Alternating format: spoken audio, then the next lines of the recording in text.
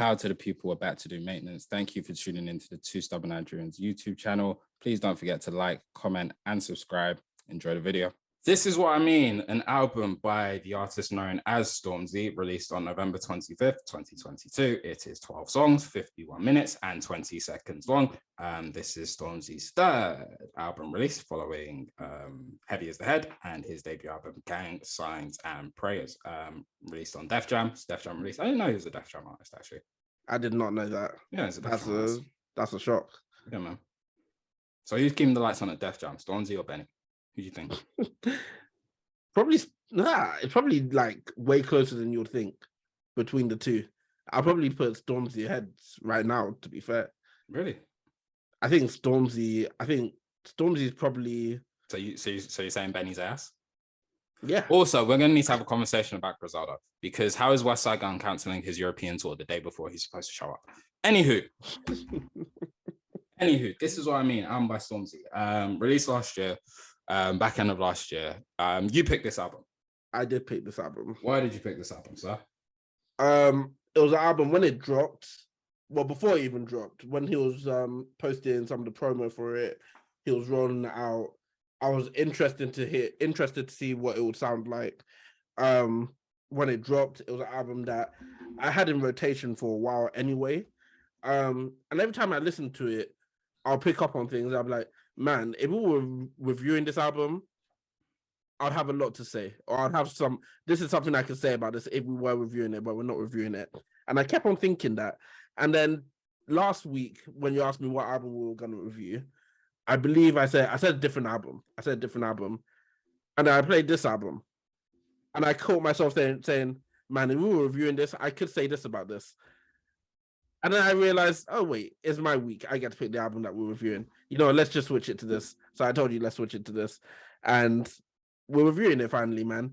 On top of that, I think, especially as two people who are UK-based, it would be a shame for us not to review one of the biggest UK artists in the UK when he drops. And Stormzy is... I don't think there's an argument that says that Stormzy isn't one of the biggest artists in the UK. I would say don't dim his light. He's one of the biggest artists in the world. In the world, yeah, exactly. So I think it was poignant for us to get to this review at some point. And we're here, man. We're here, and I'm excited for what you think about the album, because we've had literally no conversations surrounding this album. I think I've shared my opinion on it a couple times, but had you listened to it last time we spoke about this album, actually? Nope. So this is completely new for you going into this. Yep. That's a situation. I don't even know if we've ever been in this situation before, where I've heard an album before you've listened to it. So this is gonna be interesting. This is very interesting. Mm-hmm. So I guess let's start, man. What did you think of it? Well, first, how do I know about this? What were your feelings towards Stormzy 2014 when he popped up? When he first popped up? Yeah. I was immediately a fan. Mm-hmm. Immediately a fan. It was a shock for me, because around that time, I wouldn't say I disliked grime. You didn't like grime. You could say you didn't dislike it. You just didn't like it. Yeah, it wasn't a genre that I was like looking for. Raheem wasn't going out of his way to listen to no grime. Like none whatsoever. I was never going out. It had to find me. It specifically had to find me. And I remember there was one day where it was just like everywhere I went, all I was hearing was this name Stormzy. And I was like, okay, all right, well, what's really going on? And then eventually I heard the song Shut Up, and it was like, oh, this is cool. And then I heard about the and I was late to it as well, because I was hearing about the Chip and Stormzy beef when I first started listening to Stormzy. And it was just cool, man. It was really cool. You had this artist who was just in this Adidas tracksuit rapping, and it sounded good, and the beat was interesting, and it was like, oh, this isn't the usual, this is more sonically pleasing than I usually get from this genre at that time anyway. So I was a fan pretty much from the first time I heard him. I became a fan. Yeah, his come up definitely represented a huge shift in grime. both in terms of the sound and then in terms of its commercial success, which is why he's gotten some of the hate from the industry, as he has both his peers and his predecessors, in the sense that they don't necessarily like him being the face, even though, you know, he is the face and he's, you know, the moneymaker in that sense. Like his come up, him in that red Adidas tracksuit in the park, surrounded by random niggas. So that you man say I'm a backup dancer. If that makes me a backup dancer, then the man in your vids, backup dancer. The man in your pics, backup dancer. Like doing that took the genre to where it is now. That he can be selling out the O2 on the same week that if they wanted to, him and Dave could go back to back at the O2. Yeah. Do you know what I mean? Like, and he could go and do arenas in America, as can Dave. You know what I mean? Like, it's led to that. And some people don't like that, which is fair. But that's who he is. I asked that question because how night and day is it between that Stormzy and who he is now, right? Like, it's so crazy. And it is one of the things that it makes me like him so much as an artist, because his range is unbelievable. To know that is, to remember listening to that for the first time, hearing Sharp for the first time, and for it to be, you know, Stormzy is a rapper. If someone told me back then that my favorite Stormzy songs would be him on a very, very laid back, gentle beat, just doing what he calls singing. Because we're not gonna act like it's the greatest vocals in the world when he sings. It's not. It gives me hope. Fam, like he's not really like going on these runs where it's like, man, how do you even hit that note? No, he's very. There's a lane for me. There's a lane for me. He's doing something that I'm capable of doing. Like, I could do that. Yeah, it's some of the best music, bro. Like, it's really one of my favorite versions of him in general. Like, to know that these are the same people is mind blowing. Is genuinely speaking mind blowing. And I remember when he first dropped I've got his first album. What's it called again? Gang Signs and Prayers. Gang Signs and Prayers. I remember being shocked then that he was singing on that album. Blinded by Your Grace.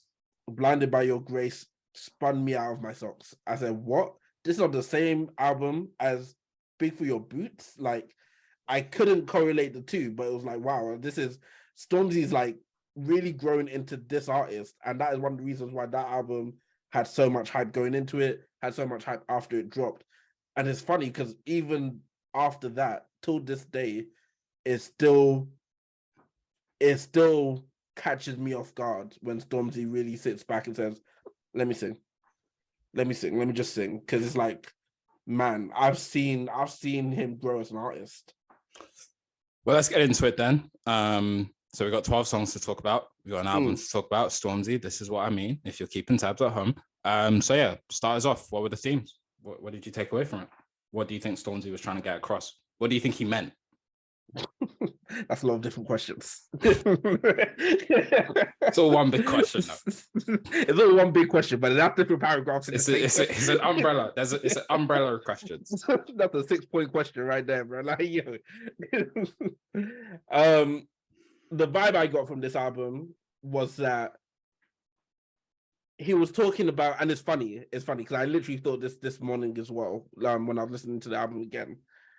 I'll get into it when I get into it. But the vibe I got from it was that Stormzy was essentially taking us through the ending of a relationship and the journey he went on in that relationship ending is what I was getting from listening to this. And it's very funny, because it's not too long ago that we covered another album that was going over something very similar. And the main takeaway was that, they want to be toxic and they want to stay in their toxicity. This is very much different. And it's funny because we're getting it from two different perspectives. Not the same relationship, but similar topic from two very different perspectives, where in this one, it was sort of like, oh, he's ending this relationship because he wants to grow as a person. He wants to, he's trying to become a better version of himself. He's realizing that there are mistakes in trying to stay in something that just clearly isn't working. One of the things that I love throughout this album is that he keeps on going back to this concept of fire and water just not mixing. Now, he clearly hasn't seen some of the fire water features that I want to get in my garden. He also hasn't seen Avatar. Fam. Because he was really going in when he was or Demon Slayer. Fam. Like, there's some real potential here. We don't have to allow it. But I do love the fact that he does keep on going to that analogy. And the analogy means different things at different points. Like sometimes he's talking about water and fire in terms of one of us is fire, one of us is water, we don't mix. Sometimes he's talking about water and fire in terms of, yo, we need to burn away the past, we need to wash over and become new versions of ourselves. Like he uses it in a lot of different ways. It's poetic. It's very poetic in its nature. And I know we're not at the lyricism part yet, so I won't go too deep into that. But it's just very clear to me. It's amazing to me in terms of like, this is a very focused album almost. And it's probably, I didn't listen to his last album, Heavy as the Head. But comparing this to Gang Signs and Prayers, it felt way more focused throughout in terms of he was taking us through this relationship, he's taking us through the journey he went on, where he eventually ends up at the end, which is a better version of himself. And I think it's a beautiful journey he takes us on. Yeah, I feel like I pick out 3 specific themes, much of which you touched on. And I feel like the way he goes through those 3 themes is kind of erratic a bit, but maybe that in itself replicates the erratic nature of the ending of said relationship. So the 3 themes I pick out are, 1 is remorse. Very remorseful for the end of the relationship and the parts that he may or may not have played in said relationship. 2 is growth. The need to grow following the termination of said relationship, learning from one's mistakes, something that Scissor is clearly incapable of doing. Learning from one's mistakes and trying to become a better person, because you never actually know if you become that better person until you find yourself in similar situations after that. And the 3rd one is Black empowerment, and I don't know why that's in there, because it doesn't need to be in there in the context of the project, even though I understand why it's in there, because that is who Stormzy has grown into throughout the course of his career. That's just who he is. Like I said in my introduction, he's not, you can't call Stormzy a rapper. He's more than that. He is an author. He's a philanthropist. He's an activist. Like, he's an advocate. He's one of the biggest advocates, one of the most known advocates and philanthropists that we have in this country, whether it's Murky FC, whether it's the Murky Scholarship, whether it's his book, whatever it is.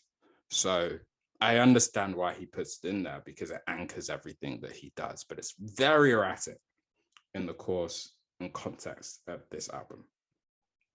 To the relationship point, I tweeted a few months ago, and I want to bring it back up again. Someone tweeted, I don't remember who they were, but they said something about Stormzy. Stormzy was doing an interview in the lead up to this album. He was talking about the end of his relationship to Maya Jama. I am assuming that most of the album, the relationship in context is at the end of his relationship with Maya Jama. In this album.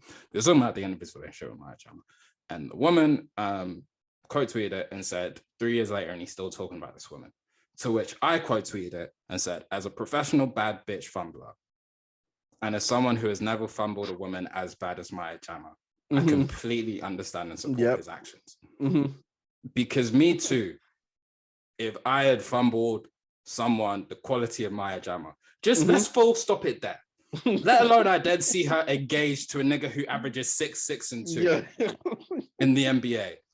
God forbid what would happen. But let's just stop it there. If I fumble someone as bad as Maya Jama, me too, 3 years later, 30 years later, when I'm married with 3 kids, I will be showing my kids, look at the woman I fumbled. And I ended up with. If she called me right now, disowning all 3 of y'all, I promise you. I can't. My love for you guys. My love for you guys is not comparable, bro. She is the sun. Everything I revolve around her. She is the fire, bro. She is the fire, bro. I'm making an album. I'm in the studio now. Have you ever seen that part of Power where Angela and Ghost are running down the street and they wrap around the pole? That was me and her. That was just the one I let get away, bro. Bro, the one. Fam, I'll be here doing my wedding vows. I'm like, second best is in the West, man. That's what I'm saying. You see when Michael Jackson was writing "She's Out of My Life"? That's who he was talking about. So I understand. But like I say, it's so that theme of the relationship and coming out of that relationship and, you know, taking accountability, again, something that SZA is incapable of doing, taking accountability for his part in the relationship ending and then his need to grow is very prominent. And then, yeah, like I say, the Black empowerment theme seems like he's just forced it in because he feels like he has to. Whereas my argument would be, my nigga, you are Stormzy. You open your mouth and people listen. You don't have to force anything in anywhere. You could put that song or those songs or that message out in a completely different platform and it would live because, my nigga, you're Stormzy. Like, you made a song called Bossy Bop, which is not a good song, but we all loved it because you're Stormzy. So, yeah. Lyricism. What did you think? Thought it was amazing. It was amazing. Beginning throughout. It's very poignant, man. I know that I said earlier, like it's very poetic in its nature.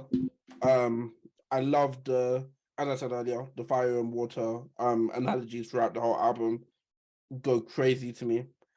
There are points where, especially when he's in his singing bag, where it's like he'll say something verbatim and it's like, man, like, yeah, you can see what he's going through, damn near. Like, it's just amazing. It's amazing beginning throughout. Even in the intro, how he uses the water analogy is amazing. Like him saying, if your love is this holy water, girl, just let me drown.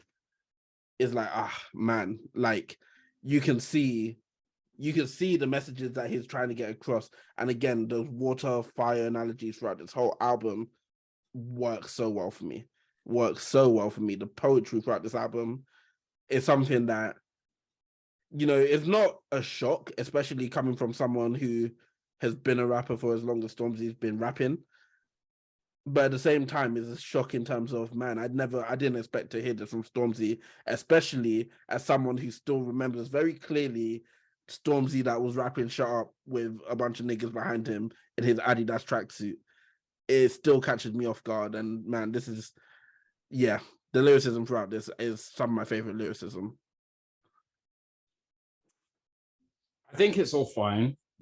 I do think it's a bit repetitive. Like, he says the exact same things especially if you look at like the first half of the album. So I think the album is separated very nicely in between like the first half, which is almost a remorseful part, the second half, which is the growth part, and then My Presidents Are Black and Sampa's Plea separate those two sides.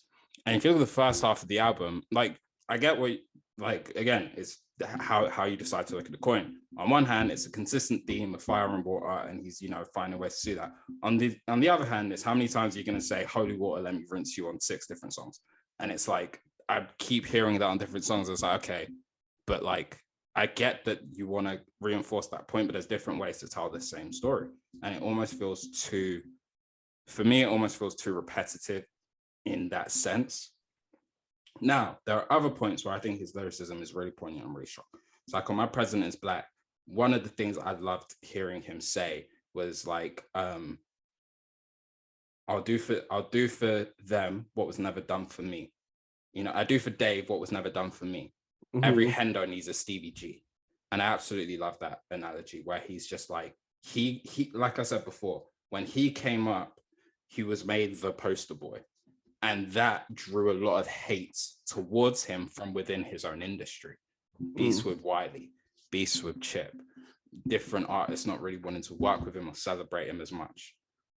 And so when he sees someone like Dave come up behind him and has the potential to even usurp that which Stormzy was able to do, which is crazy that we're saying that. Like, Stormzy only came up in 2014. This is only his 3rd album. How are we talking about him like he's this seasoned vet? Do you know what I'm saying? But like, when he says that and he's like, I'll be the Stevie G to his Henderson. Henderson has achieved, you don't know football like that, but Henderson is the captain of Liverpool. He's achieved more trophy-wise and success-wise than Steven Gerrard, who was the previous captain of Liverpool, ever did. But Jordan Henderson will always say the 2-3 years he spent as Steven Gerrard's teammate and learning under him, learning how to lead, were the most important to his development and going forward. And I love that premise that he's grown and elevated to take on that leadership role. Very contradicted on This Is What I Mean, especially at the beginning of the song, This Is What I Mean. Especially at the beginning, and I'm gonna get the words up so that I remember this correctly.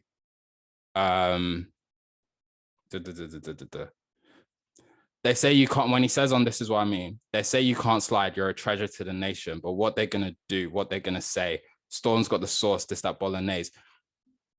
And he's referencing that moment where he showed up at Chip's house, allegedly with a knife ready to fight at Chip's house. And even Chip was mentioning it in the beef, like, you talk about, you know, Lord, I've been broken, you fix me, like, but you're here ready to ride on the ops. Like, what are you talking about? What are you doing? You can't contradict yourself like that, in my opinion. Like, if you've grown, bro, don't then celebrate what you're doing as if you took the right course of action. Not to say I think you took the wrong course of action, because if a nigga's shouting shit, I'm gonna pull up on you.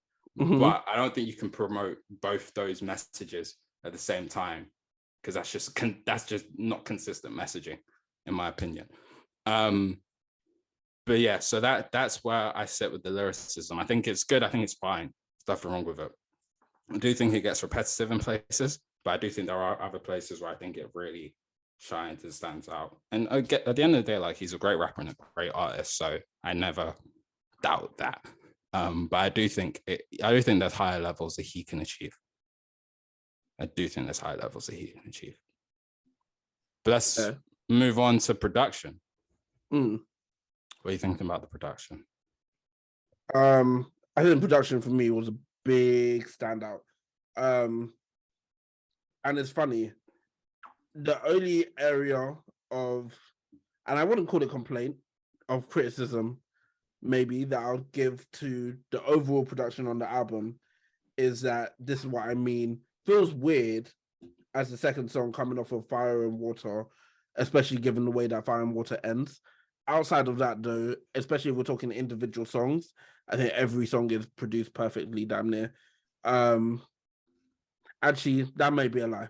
And the only reason I say that's a lie, the way that Hide and Seek starts almost makes me not want to listen to Hide and Seek, although Hide and Seek develops into one of my favorite songs on the album.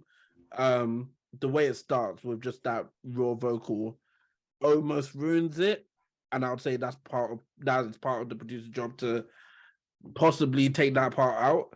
I think that song would have flown into that song a lot better from Need You, especially without that vocal.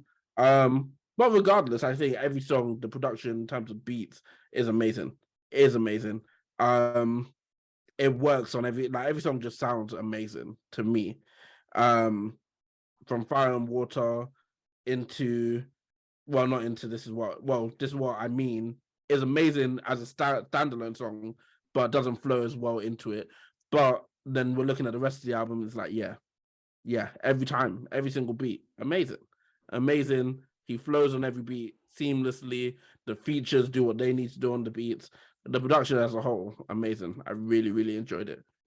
Yeah, I want to double down on what you started off with This Is What I Mean. It doesn't fit in the context of the album, and it definitely doesn't fit in the context of what we were talking about last week when we talked about I Want You with Marvin Gaye, where like the lead single, or the best single being the title of the album. Like, when you look at this album being called This Is What I Mean, and even when you take it then again into the context of the album cover being a letter being passed underneath a door for someone to open and read, with this being titled This Is What I Mean, and the album being titled This Is What I Mean, I would have expected this song to be like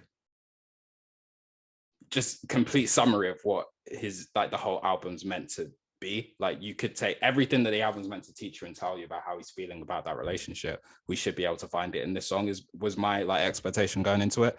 And it's almost like it's just he's flexing that he can make a good song, which doesn't fit in the context of the album as well. Like, it would have been fine as an outro, maybe even would have been fine as the first single, and then the rest of the album is just, or the first song, sorry, the intro song, then the rest of the album is like what we get. But its placement, especially after Fire and Water, which is such a peaceful, introspective intro into that, doesn't really, it's just a jarring change.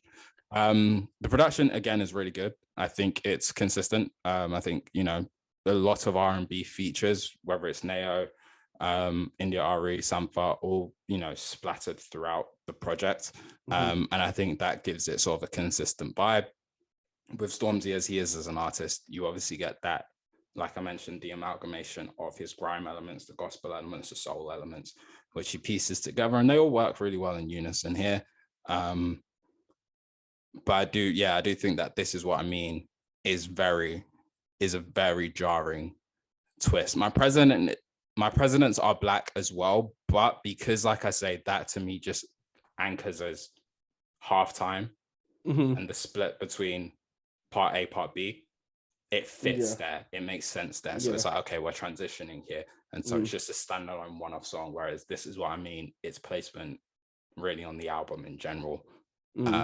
Although produced well, like it's a good sounding song. It's a good song. It's a good song. It's a good song. It's a good sounding song. It just doesn't sound good in the context of the rest of the 11 songs on this album. I think it's like Fire and Water, especially with how it ends, is such a graceful, strong, powerful ending. And then you get into like this more aggressive song where you can tell from the way the beat comes in, it's like, oh, okay, yeah, no, he's here to like, it's just a completely different vibe. And it's weird. And it's my thing with it is that Mel Made Me Do It was one of the singles that was released.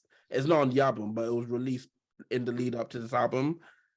And I can, now that the album's out, I can 100% see why he didn't put that on the album. And it makes sense that he didn't put that on the album. And it then makes me question why he didn't have the same approach to something like This Is What I Mean, especially with the content of what This Is What I Mean is talking about. Is like, you could have just Mel Made Me Do It, this one. And it would have worked. Like, it would have, everyone would have listened to that song, gotten excited for the album would have come out and we would have loved it. But if that's my only criticism, I don't think that's a big criticism to have about the project. So. I feel you. I want to go back to lyricism real quick because there's something I missed. The second verse on I Got My Smile Back is sensational. The second verse on I Got My Smile Back is sensational. His little scheme with all the different emotions and how he's grown out of them. So last time I lit depression was a while back. Me and loneliness kick it from time to time. She knows the deal that I ain't hers and she ain't mine. Me and joy got tighter. That was overdue. Paranoia doesn't shout me, but I know the truth. That nigga doesn't feel me since I quit the weed. Hey, you weed addicts. Do you see Wiz Khalifa like shitting on people who quit weed this week? Bro, Wiz Khalifa must have dropped a video where he's like, hey, all you niggas who quit weed, like, that's fine, but start telling other people that they need to do it and blah, blah, blah. I was like, my nigga, shut the fuck up, bro. Like, you want to smoke weed, enjoy it. Stop telling people how to live their life once they quit weed. Piss off. You weed addicts are so shit, bro. Just admit you're addicted to it. Like, there's nothing wrong with it. You're just addicted. They all hate it. They're like, bro, you can't get addicted to it. It's not addictive. Of course, yes, it is. Yeah, you know you can get addicted to anything. Me, I'm addicted to Football Manager. Like, I can promise you that. Once I stop, there are times when I stop playing Football Manager, I see my productivity go through the roof. I can admit I am addicted. I don't want to change it, but I'm addicted. I can admit that. Just admit you're addicted to weed. It's the first step. And all you vape it anyway. That nigga doesn't feel me since I quit the weed. I shout my nigga purpose. That's my realest G. I told love we should build a home. I told self-doubt you better watch your tone. Stop shouting that. That was me and Suicidal Thoughts. We haven't spoken in years. You know all my deepest secrets. You know all my feel. It's beautiful. Yeah. Beautiful second verse. Beautiful. One of his best. Genuinely one of his best of his career. Because it's honest. Yep. So people will resonate with that differently. Right. It's honest as a unique approach. It's a unique approach. Big Sean gonna copy that. Features. Features went crazy. There's a lot of features. And I remember, that promo vid he did before the album dropped when he had like, meet the cast and had everyone coming around and celebrating and yay, I'm here and blah, blah, blah, blah, blah. Oh my God, I'm on the album. Yay. So there's a lot of features. Honestly, bro, just from a personal standpoint, other than Sampha, I didn't feel like anyone stood out. Like there was no one that I was like, oh, you shouldn't be here, or there was no one that was bad, but there was no one there was not a feature, especially when I just sit back and I think to myself, like, he made a big point of making it, these are all the people who contribute to the album, this is just available. And I was just like, there was not a single feature where I was just, other than Sampha, where I was just like, man, you took over. man, that was so necessary. Do you know what I mean? Like I don't. They're all fine. They all serve their purpose. A lot of them R&B features that are there to sing a hook or two.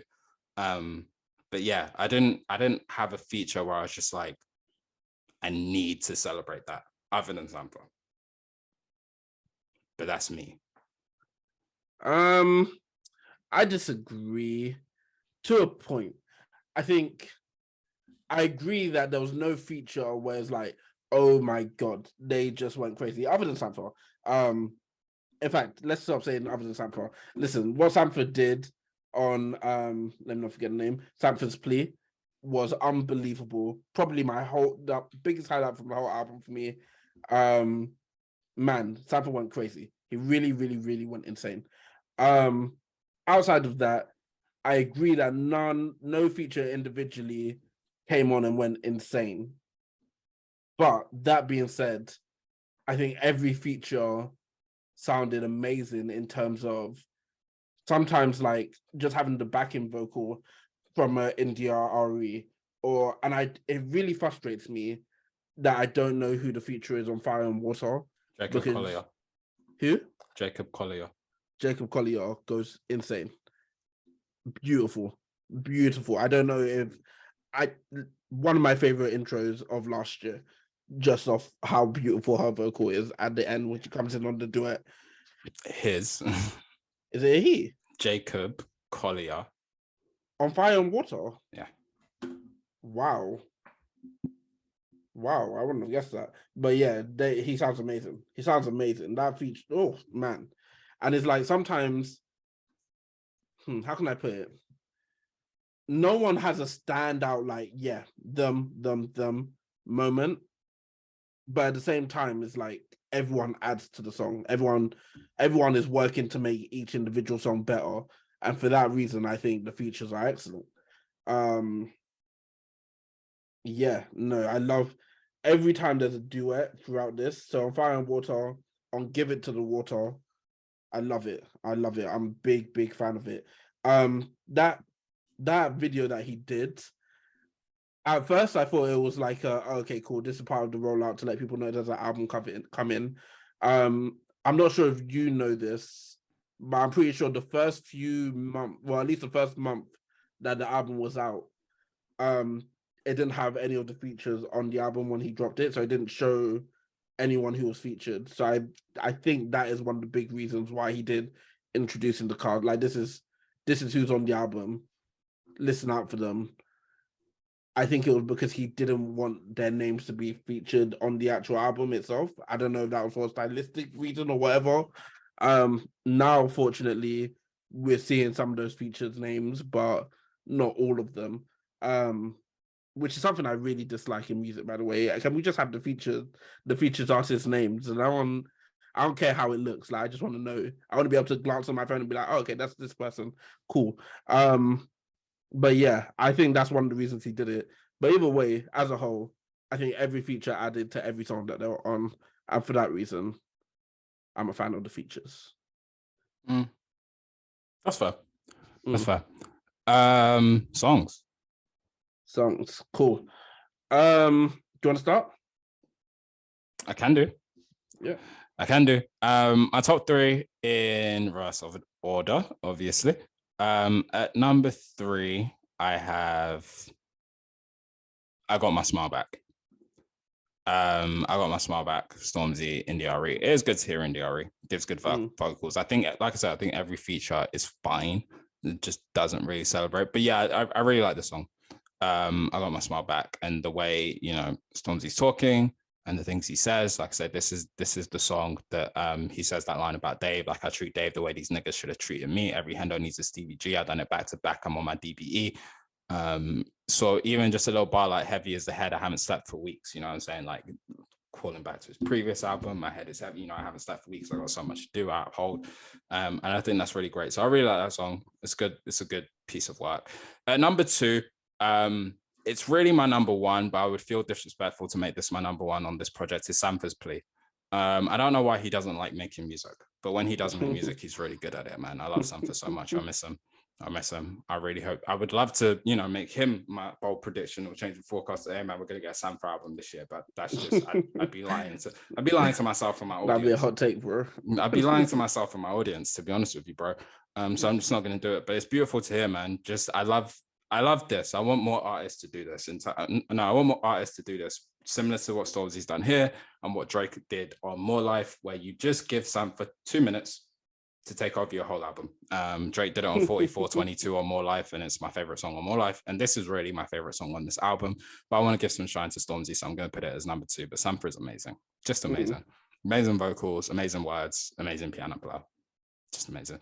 And the number 1 is My President's a Black. My President's a Black. For me, in recent years, I was a huge fan of Stormzy when he came out. And in recent years, and my fandom of Stormzy has moved more towards I am a fan of the person and not the person because I don't know him, but what he stands for than I am of the artist. I'm a bigger fan of the Murky FC or the Murky Scholarship or the philanthropy and all the things that he does, the wearing the Banksy bulletproof vest on stage. You frozen? No, I thought you were frozen. No, you were frozen. It's okay. I'm a bigger fan of you know, the persona than I am the music. The bigger fan of the Murky FC or the Murky Scholarship or the author that he's become, or you know, the wearing the Banksy bulletproof vest on stage and his political messaging and really representing Black people in a positive light in the best way that he can. Obviously we're all flawed, so I never really hold him to a standard of perfection, but I really love the way he does that. I think his star power, he's one of the most important voices in Black British UK history. And he hasn't even scratched the surface of what he can really achieve in that realm. Like when I said it earlier, when he speaks, when he opens his voice, everyone listens, and that's on anything. And I think he recognizes that power really well. And he is he's literally like, as someone who works in racial equality now, like he is an inspiration to me, the things that he does. And like, it inspires me to continue to do my job. And songs like this helped me do my job, because you can play this in schools. Like I went through this song when I was listening to it. And one thing I love about it, there's not a curse word in this song. You can play this whole song in a school lesson. And you can get those messages across to kids who need to hear it, Black, white, Asian, other. And that's important. And that's, you know, special. And then you talk about what he's actually saying on the song and all the little intricate ways he, you know, his wordplay and interweaves things in and makes little, you know, funny jokes, like, and shout out my nigga Dave because we made I just found nigga, that's stupid. Anyway, shout out my nigga Dave because we made it through the fire. Like I love that, calling back to days through the fire. And it's just like, because we did make it through the fire. Also through the fire, one of the best UK rap songs I ever had in my life, Jesus. But yeah, I loved all of that. And so I think this is my number 1. Sampha's Plea is number 2, and then Give It to Water. No, sorry, I Got My Smile Back is number 3. Yeah, fair. I'm not mad at that at all. If I was in my order, I would go Holy Spirit number 3, because ever since Gang Signs and Prayers, I think when Stormzy gets into his gospel bag, is some of my favorite thing. Like it's some of my favorite music. Period. Like I think Stormzy's gospel bag is wholly underrated. Just see what I did there. It wasn't good. It was great. It wasn't. I was not taking my accolades. I don't need no one to give me my accolades. I'm taking them. Then why were you searching for it? I'll just let you know, just in case you missed it. Oh no, I caught it. It wasn't good, so I threw it back. Excellent. No, I love it, man. Even just how it opens, you know, if you knew the pressure on my shoulders. Father, help me hold this because I can't bear the pressure. Like I love it. Like I'm locked in already. Like immediately, especially with the production, just the keys in the back. Beautiful, beautiful, beautiful. My favorite, one of my favorite Stormzy bags in general. Number 2 would be Fire and Water. As I said earlier, probably my favorite intro from any album that came out last year. It's just beautiful. Like it's Stormzy getting like starting off an album in his singing bag for 7 minutes before, and let me not mess up his name because I've only just found it out now. Jacob Collier hops on and gives us one of the most beautiful duets to end off that song. Is one of my favorite things. Like that is That my song's 7 minutes long. Is 8 minutes long. The end of it is 1 minute. So when Jacob Collier comes in, is literally after Stormzy's been singing to us for 7 minutes. So, but it's amazing. Apparently, it was 2 songs, and Stormzy had been listening to both parts of that song for a while whilst I was on tour, and eventually decided it just made more sense as one song. And I am liable to agree with him. Like I think he's so right. I think bringing those two halves together, if this is what it turns into, yep, cool. You made the right decision. I think it's, as I said, the best intro from 2022. I think anyone would have a tough time convincing me otherwise. And then my number one, I'm not going to be kind and put number one as one that Stormzy was on. No, Sanford's Plea is the best song on this album, and I'm not going to pretend like it isn't. It just is what it is. Like I don't know what to tell you. Every time it comes on, not only do I have to wheel it up, I can't help but sing along to it. Like I'm here saying, "Oh please, oh please, I need something." Like I'm going. I have to. I don't have a choice in the matter. It sounds so damn good. Sampha, as Paul said earlier, we need more Sampha music. Anything that you can give us, I'll take at this point. I don't even need a whole album. Just give me a 3-pack, and then another 3-pack after that, probably after. As much as you can give me, I'll take at this point. He is so good at what he does. He doesn't get the credit he deserves, but it's on him because he doesn't release enough. But either way, he has the highlight of this album for me. Sampha's Plea, my number one, and it's not close. I think that is just that's one of the highlights of 2022 for me. Taking it to the scales. Let's take it to the scales. So the scales are as follows. The Two Stubborn Nigerian album ranking goes as follows. I hate that I ever listened to this. Won't be listened to again. Whole lot of mid. Might stay in rotation for about a week. Pretty damn good. Serious project. And then either me and or Paul can give it our 50% stamp of approval. If the two of us both give it our 50% stamp of approval, the album becomes Two Stubborn Nigerians approved. So my ranking for this album is I have it as a serious project. I think realistically it probably lies somewhere between Pretty Damn Good and Serious Project. But it's probably closer to Serious Project, so I'm going to give it Serious Project. I really, really enjoyed this album. It's an album that is going to live for me. It already has lived for me. It's an album that for some reason it will not leave my rotation because Fire and Water is so great that I'm just going to play it anyway. And once that plays, I'm ready to listen to the whole album regardless. It is a really, really good album. I enjoy it a whole lot. And I think anything below Pretty Serious, Very Serious Project would be a lie from me. So that's why I'm going to leave it. This album won't be listened to again. And anything above that would be a lie from me. So that's where I'm going to leave it. I think there are high points. Sampha's Plea being one of them. My President, So Black being another. But they're not enough for me to carry what is a very mundane project, in my personal opinion.